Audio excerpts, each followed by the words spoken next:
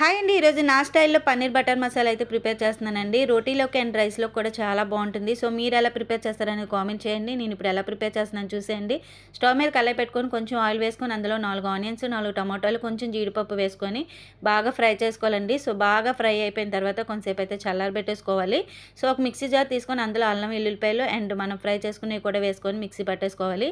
Stove మీద కళాయి పెట్టుకొని కొంచెం బటర్ వేసుకొని అందులో కొంచెం ఆయిల్, ఆనియన్స్, పచ్చిమిర్చి అండ్ కరివేపాకు కూడా వేసుకొని బాగా ఫ్రై చేసుకోవాలండి బ్రౌన్ కలర్ వచ్చే వరకు. సో, మసాలా ప్రిపేర్ చేసుకున్నాం కదా, అది కూడా వేసుకొని పచ్చివాసన పోయే వరకు ఫ్రై చేసుకోవాలి.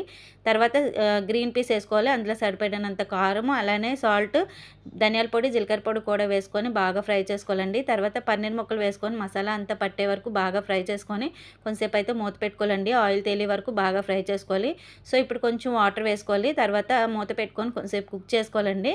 సో, ఇది కుక్ అయిన తర్వాత ఫైనల్గా కొత్తిమీర వేసుకోవడం. అంతేనండి, tasty tasty paneer butter masala ready.